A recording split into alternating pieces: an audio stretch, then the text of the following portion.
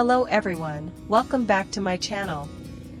Today, I'll continue sharing the story of LyTuDiep and CEO James, the two who are working tirelessly to rebuild DJ agriculture after countless storms. Just when things seemed to be finally settling down, and the warehouse was getting ready to ship out its largest order ever, a horrifying incident struck. In the middle of the night, flames suddenly erupted fiercely at the storage facility, the very place holding all the goods prepared for delivery. Shouts echoed everywhere as workers scrambled in panic. James and Diep rushed to the scene, calling the firefighters while running through the smoke. The fiery glow reflected in their eyes, a blaze not only devouring their products, but threatening to destroy the years of hard work they had built together. Was this truly just an accident? Or is there a hidden hand behind it, determined to bring down DJ agriculture? Stay tuned for the rest of today's video to uncover the intense story behind this arson. And see what James and Diep will do to protect their company, their reputation, and their dreams. Night had fallen. The sky was covered in a heavy layer of gray clouds, and a damp chill crept down to the ground. The entire industrial district lay silent, only a few faint streetlights flickered weakly, their pale yellow glow wavering in the misty air. Sheets of corrugated metal along the warehouse walls rattled softly with each passing gust, producing a low, rhythmic groan that echoed like the moan of weary steel in the dark. Inside, the scent of rice, corn, and husk dust mingled together, clinging to James's sleeves and hair. He flipped through his logbook, scanning the numbers carefully before closing it with deliberate precision.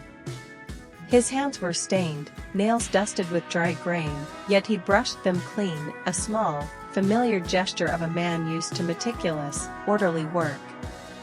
He stepped toward the door, his leather shoes clicking against the concrete floor. When he pulled the heavy iron shutter closed, it grated loudly, the sound echoing through the emptiness.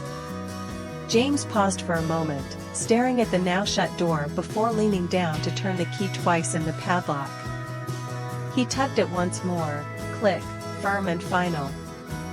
The keys jingled faintly in his palm, blending with the rising whistle of the night wind. Then, across the road, he caught sight of several figures lingering in the shadows. At first, he thought they were nearby workers, but as his eyes adjusted, he noticed something off. Their silhouettes were indistinct, their faces hidden, just dark shapes moving sluggishly beneath the dim light. One of them stopped and tilted his head slightly, as if looking straight at him. A chill shot down James's spine. His skin prickled, the eerie sensation of being watched tightening in his chest. He froze, eyes locked in that direction. The wind picked up, slamming loose metal sheets together with sharp clanks, breaking the stillness with a metallic echo. A plastic bag tumbled across the road, twisting in the air before snagging at the base of a lamp post, rustling faintly. When James squinted for another look, the figures were gone. Only the wide darkness remained, broken by uneven patches of yellow light stretching across the cracked pavement. James frowned slightly. A vague unease stirred inside him, faint, yet sharp enough to make him restless.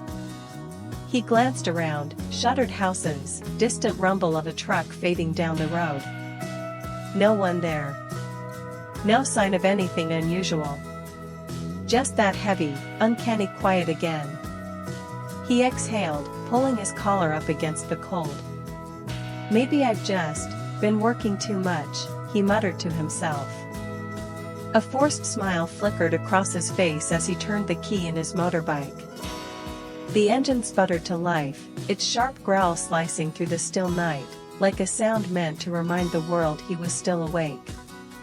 James revved gently and rolled out of the lot.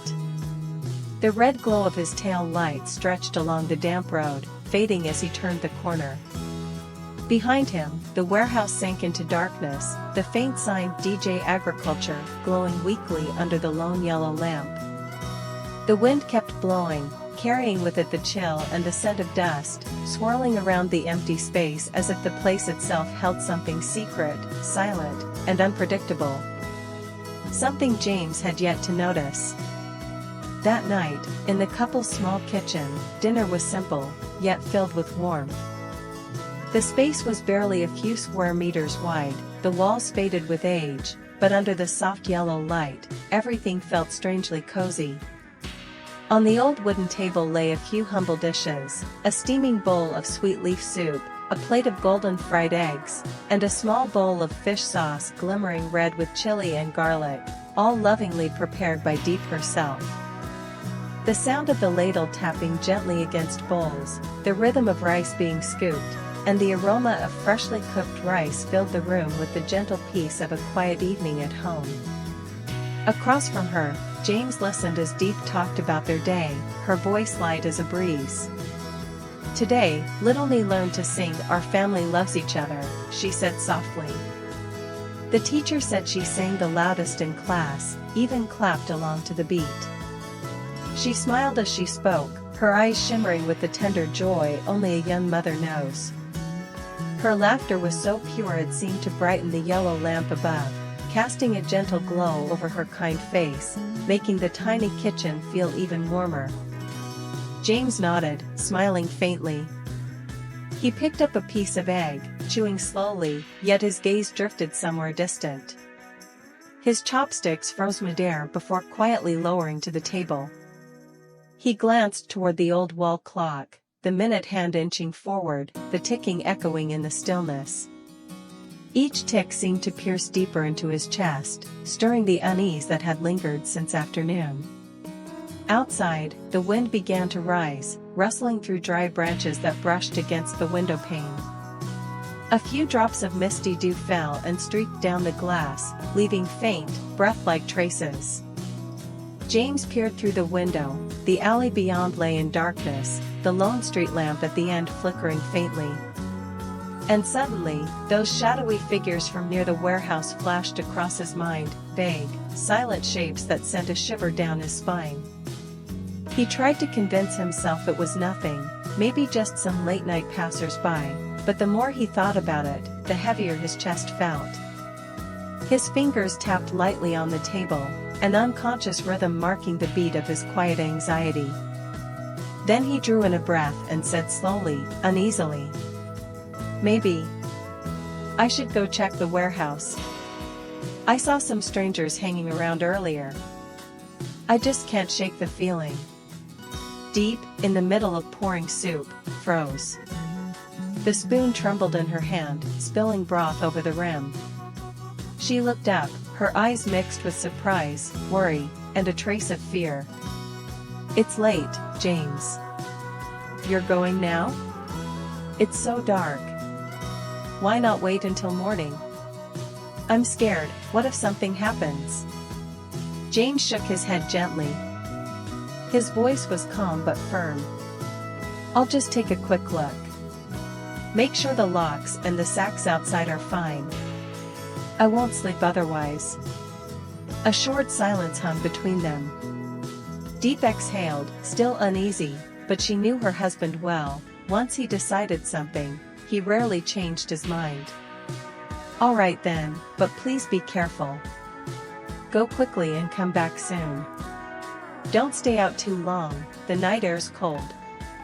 She stood up, went to the coat rack, and took down his dark jacket, the one he always wore.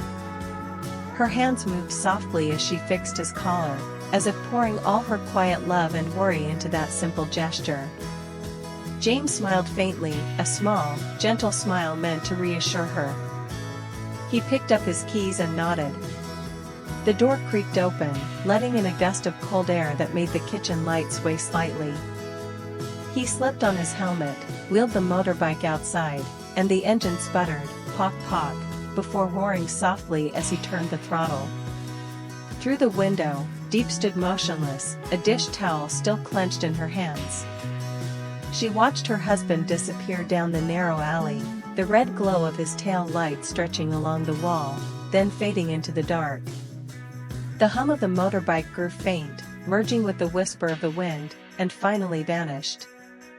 In the little kitchen, only the scent of cooled rice and fried egg remained, the yellow light flickering gently.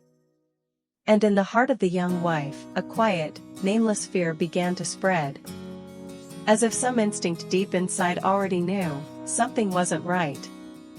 The dirt road leading to the warehouse was still blotched with wet patches from last night's rain. The beam of James's motorbike headlight cast across the ground, making the puddles glimmer like shards of broken glass. His tires rolled slowly, splattering mud against the frame, leaving behind long, dark streaks along the path. On both sides, wild grass grew thick, and the damp scent of earth rose in the air, mingling with a faint trace of smoke carried by the wind from somewhere far away. James tightened his grip on the handlebars, tension creeping through his chest. The closer he got to the warehouse, the sharper that unease became, as if an invisible hand was squeezing around his ribs. Up ahead, the pitch-black horizon was torn open by a flicker of red, faint, yet strangely vivid against the night. He narrowed his eyes, heart thudding once, twice. When he realized it was fire, his whole body went rigid. "No, no way," James whispered, his throat dry. He twisted the throttle, the engine roared violently. The headlight swept across the corrugated wall, illuminating a scorched section where thick smoke billowed up in choking waves. The acrid stench hit him hard, burning plastic, singed cardboard, scorched dust, a suffocating blend that seared his lungs. He braked sharply, the bike skidded sideways, its front wheel slipping in the wet mud. Through the trembling glow of the flames, the warehouse wall gleamed a fiery orange red, the tin sheets reflecting light like molten metal. Gray-white smoke spiraled upward, snaking along the roof, twisting, spreading, then thinning into ghostly streaks above his head. "God!" James shouted, voice cracking.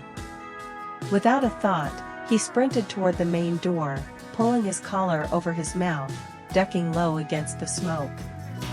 The metal gate slammed open with a deafening clang, and a blast of hot air burst outward, making him cough violently. Firelight flickered across his face, his eyes bloodshot, filled with panic and disbelief. Inside, shadows danced over rows of stacked grain sacks and cardboard boxes. In the right-hand corner, flames licked through the cracks, spreading with soft but persistent crackling sounds. James lunged for the fire extinguisher near the door, yanked the pin loose, and pressed the handle down. A burst of white powder exploded outward, cloaking the burning area in thick mist. Coughing, he sprayed while backing away, ensuring every ember was covered. Each gust of wind through the gaps in the wall made the flames flare up again, forcing him to pivot and spray from another angle. His wrist burned from the strain, his eyes stung with smoke, tears streaming down his cheeks as he struggled to breathe through the choking heat. The air was humid, dew still clinging to the metal roof, slowing the spread of the flames. Even so, the heat was suffocating. The smoky haze wrapped around his head, the smell of melted plastic clinging to his clothes and hair.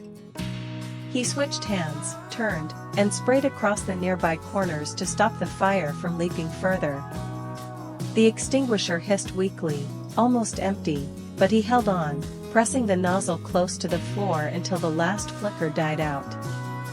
15 minutes of battle later, the fire finally gave in. All that remained were blackened ashes and a few faint, glowing embers, like dying coals gasping for air.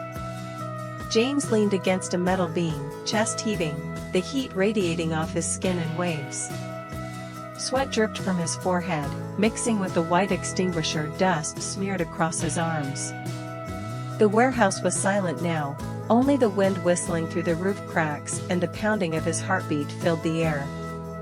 He wiped his eyes, blinking through the haze, and looked around. The fluorescent light overhead flickered weakly, casting a pale glow on the damp concrete floor. Right in the middle of the room stretched a dark, glistening trail. James crouched down, touched it with his fingertips, a sharp, chemical odor filled his nose instantly. Gasoline. He jerked his hand back, heart pounding again.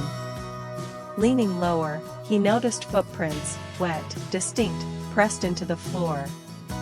They wound through the soot and ashes, trailing from the burnt corner all the way to the back door. The line of fuel stains and footprints formed a silent path, telling the entire story without a word. James stood motionless, breath shallow, staring. Then, without hesitation, he reached into his pocket, pulling out his phone, his fingers trembling from exhaustion. The cold blue light of the screen washed over his smoke-streaked face. He dialed quickly, his voice hoarse but steady. "Police," he said, clear and firm, reporting the fire at DJ Agriculture. The wail of police sirens echoed through the night, startling James. The sound rippled across the wet ground, weaving through the thin veil of smoke still drifting around the corrugated roof. He stood in the middle of the dimly lit yard, hands trembling slightly, heart still pounding after his desperate fight with the flames. Within minutes, red and blue lights flashed through the haze, painting his face in jolting bursts of color. The heat from the burnt section still pulsed in waves, the acrid stench of smoke mingling with gasoline, drying his throat. A car door slammed open, clack. 3, maybe 4 officers stepped out, their boots squelching softly on the wet ground. They carried flashlights and toolkits, speaking in low, urgent tones as they approached. A beam of light swept across James's face, blinding for a moment, then gone. One officer bent down and began unrolling reflective tape, cordoning off the area. The tape scraped against the iron poles with a dry, brittle sound, blending with the whistle of the cold wind. James stood nearby, his jacket soaked and clinging to his back, his breath still heavy with the smell of smoke. His eyes burned, sweat mixed with extinguisher dust streaked his neck. He watched as the tape stretched across the yard, sealing off the warehouse, separating him from it by only a few steps, yet it felt like a chasm had opened between him and everything he had built. An officer walked up to him. The beam of his flashlight swept across the floor, stopping at the dark stain James had seen earlier. The man knelt, leaned closer, inhaled slightly, and spoke in a calm, low voice. "Gasoline. Strong smell.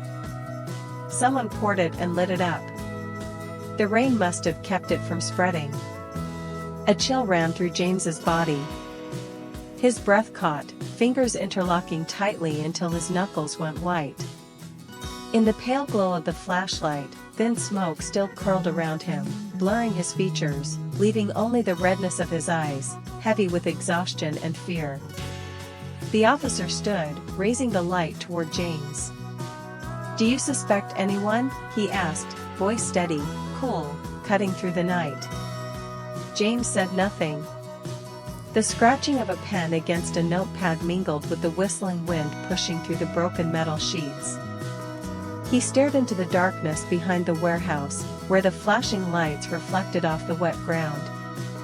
Finally, his lips moved, his voice rough and low. "No, not yet.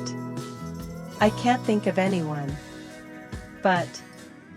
He paused, eyes fixed on the shimmering trail of gasoline that snaked across the concrete floor. "Something's not right.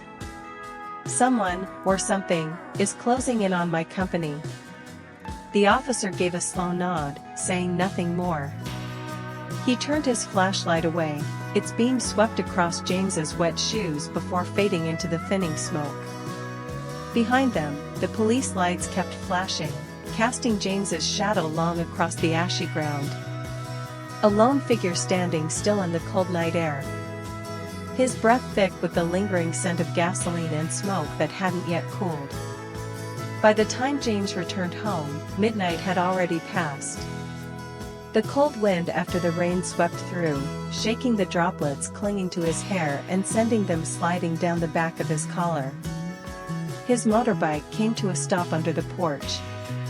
The headlight cast a pale beam across the wet tiles, glinting briefly off the DJ Agriculture sign hanging by the gate, the letters quivering faintly in the dim light. Diep was there, standing beneath the dripping eaves, hands clasped tightly together, her shoulders trembling. Her face was pale, her wide eyes fixed on him as he stepped into the glow. The warm yellow light spilling from the house revealed every bead of water on his hair, every dark streak of soot still clinging to his collar. "James," she whispered, just his name, her voice breaking halfway, caught between wanting to ask and dreading the answer. He parked the bike, removed his helmet. His hands were still trembling, his fingers blackened with smoke and streaked with fire extinguisher dust. When he finally met her gaze, his eyes were bloodshot, exhausted, and raw. His voice rasped, low and uneven. "The warehouse, it was set on fire. If you hadn't told me to go check earlier, it might all be gone by now." He stopped, the rest of his breath catching painfully in his chest. Diep froze, the color draining from her face.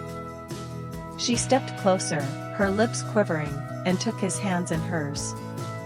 Her palms were cold, fragile, yet she held him tightly, as if clinging to the last bit of warmth left in the rain-soaked night. Her voice trembled.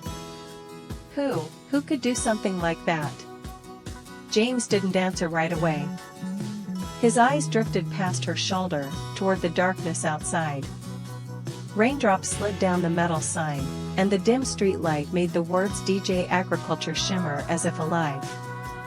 The wind moaned through the porch beams, carrying the smell of damp soil and the faint, bitter trace of smoke still clinging to his clothes. They stood there for a long time, motionless, saying nothing. Only the soft tapping of rain on the roof tiles, the restless whine of the wind, and their unsteady breathing filled the silence. The porch light flickered weakly, casting shifting shadows over Diep's pale face and James's blank, weary eyes. Outside, the DJ Agriculture sign swayed gently in the breeze, its reflection rippling across the puddles like trembling light. It was a long, cold, heavy night. And somewhere in that stillness, James knew. A new storm was coming. Not from the sky, but from the very place they had fought so hard to build. Stay tuned for the next episode, the one in the shadows. After the midnight arson that nearly brought the company to its knees, James begins his own investigation, tracing the faint clues left behind on the warehouse floor and the strange details surrounding the scene. The fragments that once seemed scattered slowly start to connect. And then, a name surfaces. Someone who once stood beside him, who helped him build the company from its very first struggling days. And the person James trusted more than anyone else. But why the betrayal? Was it greed, resentment, or a far deeper scheme hidden in the dark? Everything will be revealed in the next episode, the one in the shadows, where the light of truth begins to pierce through the darkness. And James must face a pain far greater than loss itself. Xin chào tất cả mọi người đã quay trở lại với kênh của mình. Hôm nay thì mình đang edit video tiếp theo về câu chuyện của Lý Tử Diệp và CEO Diep. Ở chỗ mình hôm nay thì thời tiết nó khá là nóng, mình vừa phải đi rửa mặt một chút cho nó tỉnh táo. Mình đang edit và mình cũng đang đọc tên video.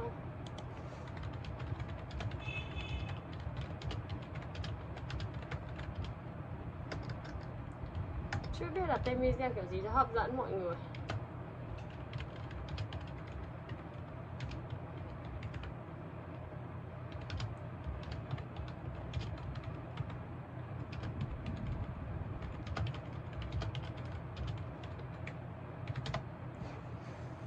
Cảm ơn mọi người rất nhiều vì đã xem video của mình. Mong rằng mình vẫn có thể gặp lại mọi người trong những video tiếp theo. Cảm ơn mọi người.